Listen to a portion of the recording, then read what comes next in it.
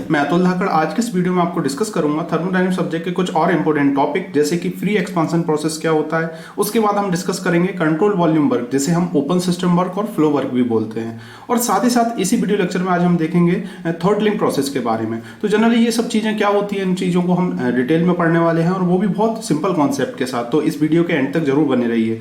और साथ ही साथ अभी तक आपने मेरे यूट्यूब चैनल को सब्सक्राइब नहीं किया है तो प्लीज आपसे रिक्वेस्ट है, इस यूट्यूब चैनल को आप सब्सक्राइब जरूर करें, क्योंकि इस पर मैं आपको मैकेनिकल इंजीनियरिंग के जितने भी सब्जेक्ट हैं, सभी सब्जेक्ट के मैं आपको वीडियो लेक्चर प्रोवाइड करा रहा हूं, जिससे कि आप घर पर ही सेल्फ स्टडी के माध्यम से गेट, आईईएस या डिप्लोमा के जो एग्जाम होते हैं या बीटेक के अंदर जो एग्जाम होते हैं उन सब की प्रिपरेशन कर पाएंगे। तो डेफिनेटली जितने भी वीडियो हैं उनको एक एक करके आप देखिए। अभी तक जो है मैंने ये वीडियो नंबर 11 है और 10 जो है वो अपलोड कर रखे हैं, जो कि आपको प्ले लिस्ट में जाके मिल जाएंगे। तो उन वीडियो लेक्चर्स में भी मैंने आपको बहुत सारे टॉपिक कवर कर रखे हैं जो कि थर्मोडायनामिक्स सब्जेक्ट के अंदर आते हैं और बहुत इंपॉर्टेंट टॉपिक है। तो बात करते हैं फ्री एक्सपांशन प्रोसेस के बारे में।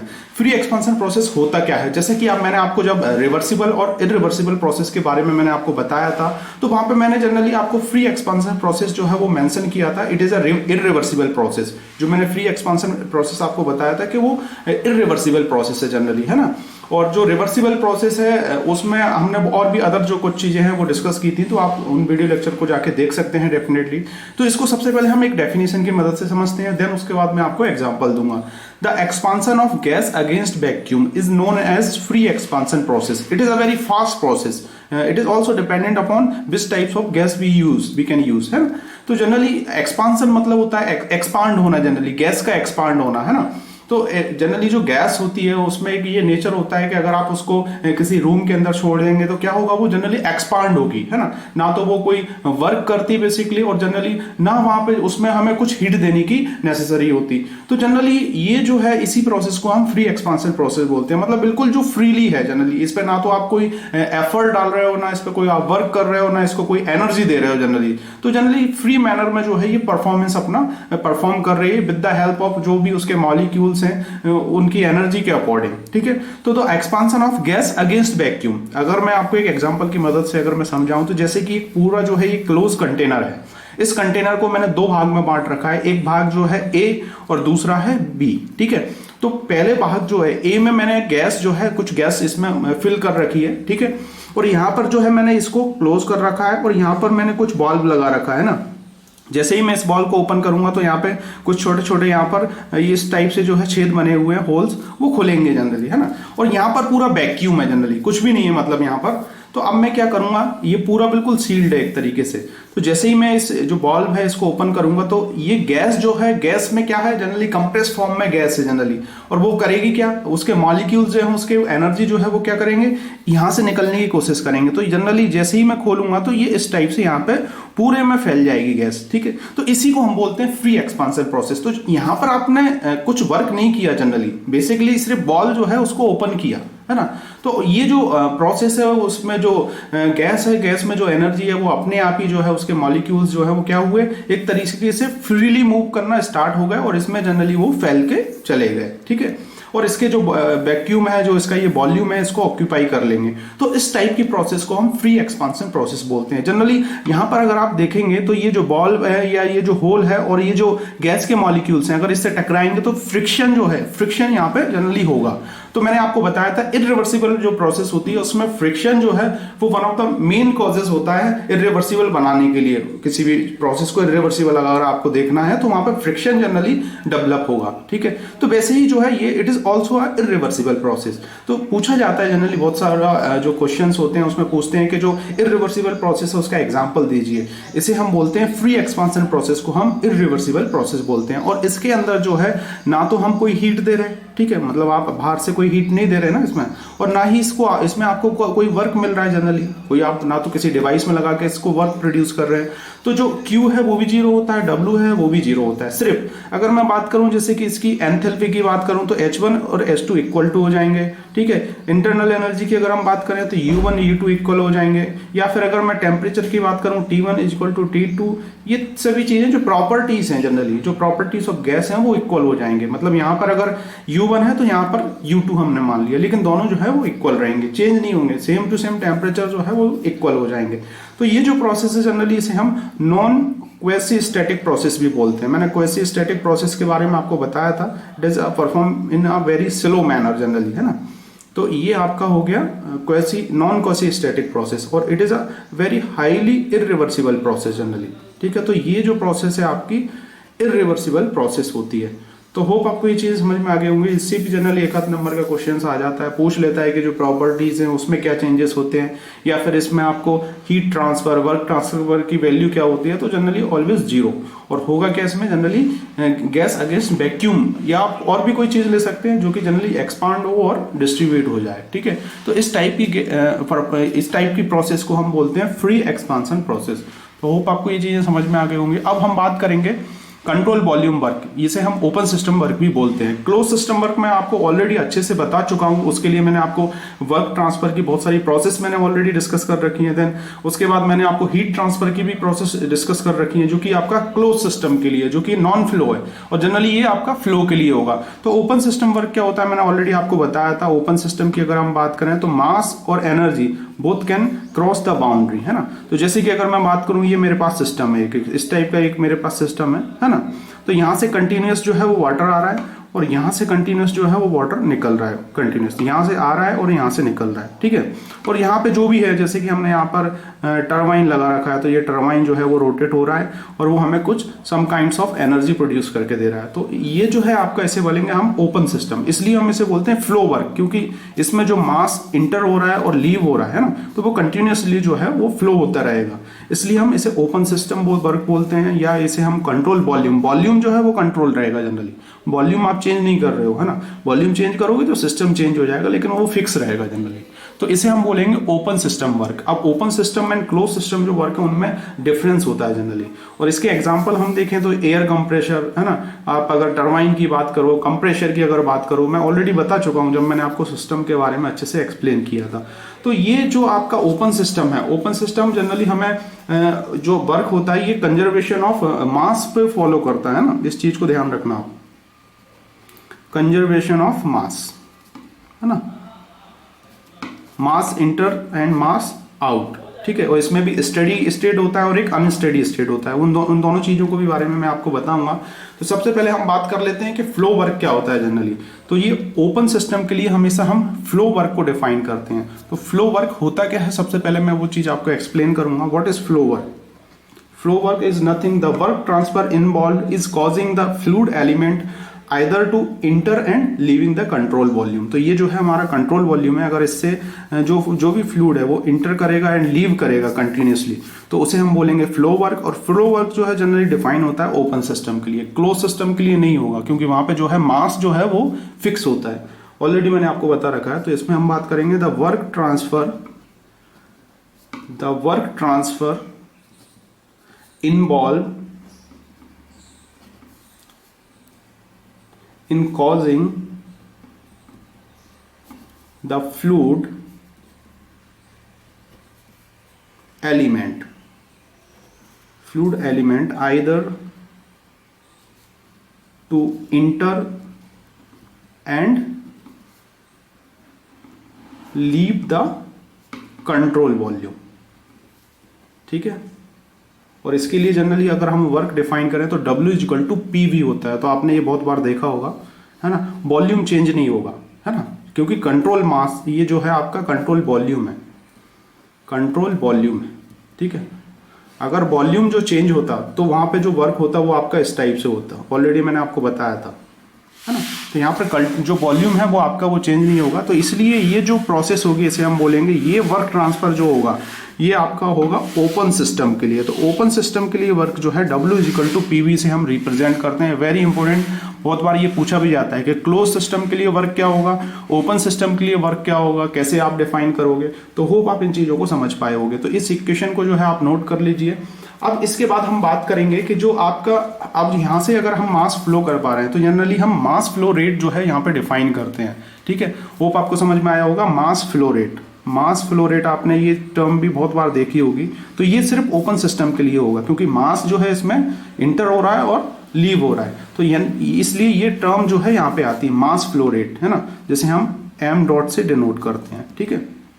जो कि केजी पर सेकेंड होती है, कितना केजी पर सेकेंड जो है इससे निकल रहा है मास, तो इसे हम बोलते हैं मास फ्लो रेट। और ये होता क्या है जनरली, अगर इसका मैं एक आपको डेफिनेशन के रिस्पेक्ट में एक फॉर्मूला बताऊं तो मास फ्लो रेट नथिंग रो, ठीक है, वी और ए, मतलब डेंसिटी, वॉल्यूम और एरिया, ठीक है, इन तीनों का जो मल्टीप्लिकेशन है वो ये होता है।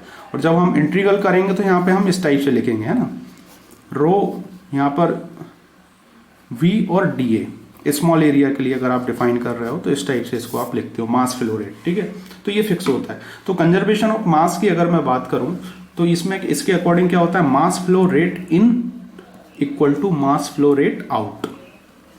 किसी सिस्टम से, किसी भी सिस्टम से, आपके घरों में जो पंप होता है अगर उससे पानी इंटर हो रहा है तो उतना ही पानी जो है वो इंटर होके निकल रहा है, ठीक है। तो ये जो कंडीशन होती है इसे हम बोलते हैं स्टडी स्टेट, स्टडी स्टेट, है ना। Fluid property does not change with respect to time. जो स्टडी स्टेट होता है वो यही बताता है आपका। अगर मैं इसको m dot in minus m dot out equal to 0 लिखूँ, ठीक है, इस टाइप से, तो ये आपका स्टडी स्टेट के लिए डिफाइन होता है। दो तरीके की कंडीशन होती है, तो होता है स्टडी स्टेट, दूसरा होता है अनस्टडी स्टेट। तो स्टडी स्टेट में क्या होता है, सबसे पहले हम वो देख लेते हैं। स्टडी फ्लो अगर हम बात करें या स्टडी स्टेट फ्लो की अगर हम बात करें, a flow is said to be steady state, a fluid properties does not change with respect to time at any given section, ठीक है ना। तो फ्लूइड प्रॉपर्टी जो है वो चेंज नहीं होंगी। A flow is said to be steady state या steady flow of fluid properties.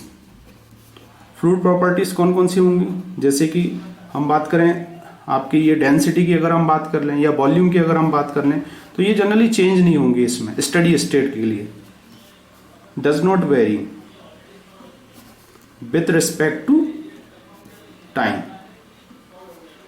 Eight any given section. कोई भी आप गिवन सेक्शन जो है उसकी स्टडी कर रहे हैं, जैसे कि ये मेरे पास पाइप है, इस पाइप से जो है पानी यहाँ से इंटर हो रहा है और यहाँ से निकल रहा है, तो इसमें जो वॉल्यूम है वो कांस्टेंट है आपका, ठीक है। जो वाटर है, वाटर की डेंसिटी कांस्टेंट है आपकी, ठीक है।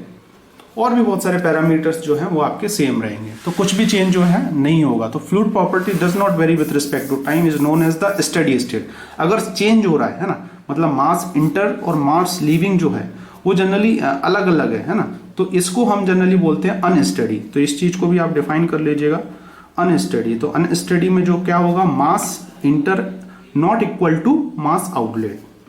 अनस्टडी के लिए जो है ये फ्लूइड प्रॉपर्टीज जो है वो वेरी करेंगी विथ रिस्पेक्ट टू टाइम, ये चीज याद रखिएगा। जैसे कि अगर मैं बात करूं इस टाइप का सेक्शन अगर बना हुआ है आपका, तो वॉल्यूम जो है ये चेंज हो गया, और भी बहुत सारी चीजें जो है इसमें चेंज हो जाएंगी। तो जनरली ये इस टाइप का जो है ये जनरली जो सिस्टम है उसके ऊपर भी डिपेंड करता है। तो इसमें होता क्या है, मास जो है आपका, mass inlet not equal to mass outlet. Mass inlet जो है वो not equal to mass outlet है। जैसे कि आपने देख रखा होगा, जैसे कि जो पाइप से आप पानी डालते हो और टैंकों में जो पानी जाता है, then उसके बाद फिर वो जो पानी आता है जनरली, तो उसमें जो चार्जिंग और डिस्चार्जिंग की अगर हम बात करते हैं टैंक की, तो अलग अलग होता है ना। चार्जिंग में जो है आप जैसे फिल करके पहुंचा रहे हो तो शायद उसमें उसका जो मोटर की मदद से प्रेशर ज़्यादा रहेगा, लेकिन जो फ्लो है, जो वॉल्यूम है उसका वो कम होगा। और जब डिस्चार्ज आप निकालेंगे तो मे भी शायद आप बड़ा पाइप लेके उसको नीचे करके लाएं। तो जनरली ये इनलेट एंड आउटलेट जो है वो आपका सेम नहीं होता। यहाँ पे देख रहे होगे ये एरिया कम है और यहाँ पे एरिया ज़्यादा है। सिंपल सी बात ये है, इस चीज़ के बारे में आपको मैं बता रहा हूँ। तो ये जो है आपका स्टडी स्टेट के लिए है ना। और इसके लिए जनरली अगर mass flow in and mass flow out के रिस्पेक्ट में मैं लिखूं तो rho A1 V1 equal to rho A2 V2। Very important equation, इसे हम बोलते हैं कंटिन्यूटी इक्वेशन। ठीक है, बहुत बार आपने ये सुना भी होगा, पढ़ा भी होगा, कंटिन्यूटी इक्वेशन है ना। स्टडी स्टेट के रिस्पेक्ट में हम इसे डिफाइन कर रहे हैं, मतलब mass inlet equal to mass outlet, उसे हम बोलेंगे स्टडी स्टेट और इसे हम बोलेंगे कंटिन्यूटी इक्वेशन। ये जो है मैंने इसको अच्छे से डिफाइन कर रखा है और ये इसका डायग्राम है। अनस्टडी स्टेट में mass inlet is not equal to mass outlet. ठीक है, तो डिफरेंस होगा जनरली।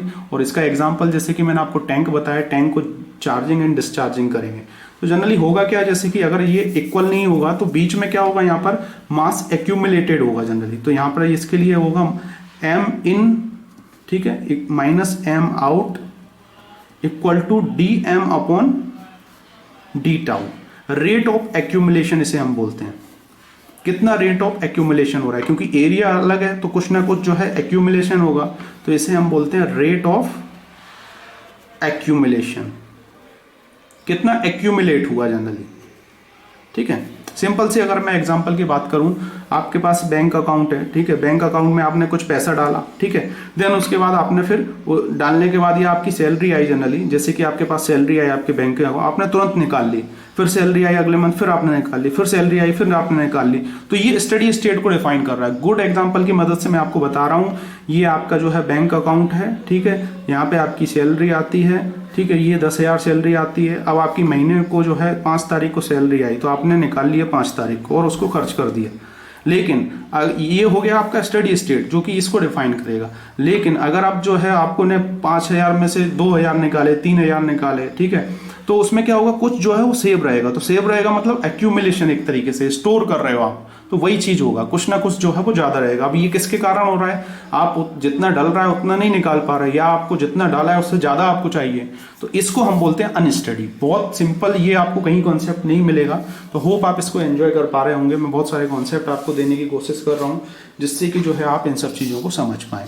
अब जैसे कि हमने जब फर्स्ट लॉ हमने डिस्कस किया था, तो वहाँ पे भी हमने फर्स्ट लॉ के अंदर भी बहुत सारी चीजें पढ़ी थी हमने, कि कंजर्वेशन ऑफ, वहाँ पे हमने एनर्जी की बात की थी, तो यहाँ पे हमने कंजर्वेशन ऑफ मास की बात की है, ठीक है।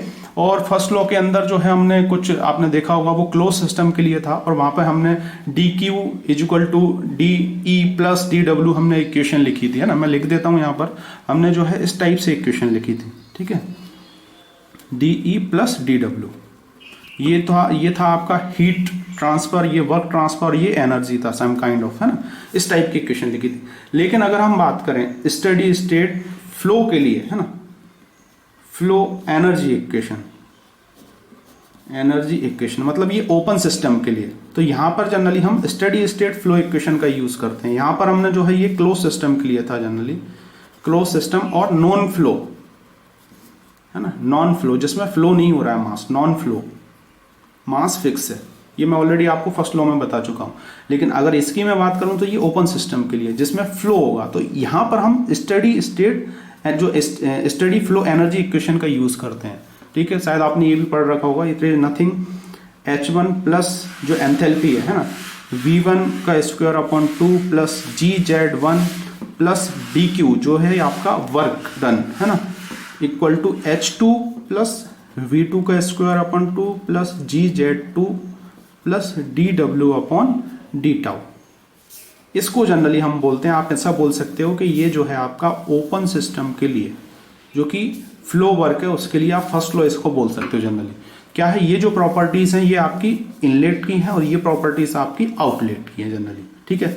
ये क्या है आपका एंथैल्पी, ये कौन सी एनर्जी है, ये आपकी पोटेंशियल एनर्जी, काइनेटिक एनर्जी, ये आपका वर्क हो गया, ये हीट हो गया, हीट ट्रांसफर जो हो रहा है ना with respect to change of time, तो ये आपका वर्क हो गया, उसी के अकॉर्डिंग वर्क जो है वो टाइम के साथ चेंज होता जा रहा है। तो ये सब चीजें आपकी प्रॉपर्टीज है। होप आपको ये समझ में आ गया होगा। ये steady state energy flow equation का हम यूज करते हैं जनरली ओपन सिस्टम में, कोई पूछता है आपसे तो। और इनकी एप्लीकेशन क्या है जनरली, इसकी अगर हम एप्लीकेशन की बात करें, इसके एग्जाम्पल की अगर हम बात करें, तो मैंने ऑलरेडी आपको बता रखा है टरबाइन, नोजल की अगर मैं बात करूं जैसे कि, है ना, तो नोजल एंड डिफ्यूजर दो डिवाइस होते हैं ये, ठीक है ना। डिफ्यूजर वेरी गुड डिवाइस होते हैं। क्या करते हैं ये, nozzle is a device which is used for increasing velocity.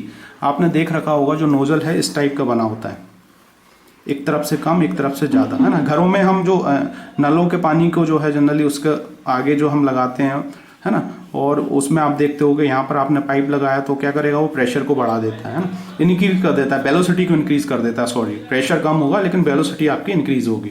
तो ये क्या है, नोजल is a device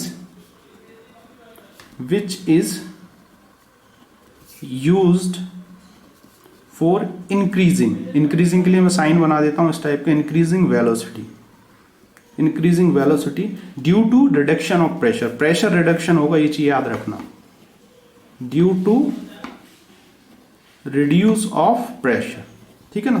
तो यहाँ पर जनरली अगर वेलोसिटी जो है आपकी बढ़ेगी तो प्रेशर रिड्यूस होगा, और अगर यहाँ पे एरिया अगर आप बढ़ा दें, जैसे कि ये नोजल हो गया आपका, ठीक है। डिफ्यूजर की अगर मैं बात करूँ तो इसके अपोजिट होता है जनरली, इस टाइप से, ठीक है ना, ये इस टाइप से, इसमें ये इनलेट होगा और ये आपका आउटलेट होगा। तो यहाँ पर क्या होगा, यहाँ पर प्रेशर जो है आपका वो बढ़ जाएगा और वेलोसिटी कम होगी, ठीक है।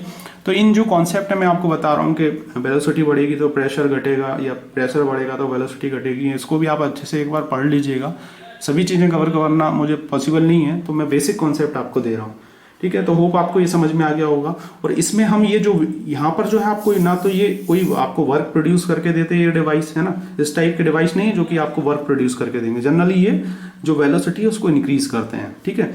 और इसमें अगर आप यहाँ पे देखें तो यहाँ की वेलोसिटी जो होगी, ये वेलोसिटी जो होगी ये v1 और ये v2, ठीक है। तो v1 जो है ये बहुत जो है स्मॉल होगा, जनरली वेलोसिटी बहुत कम होगी यहाँ पे, और यहाँ पे वेलोसिटी बहुत ज़्यादा होगी, है ना।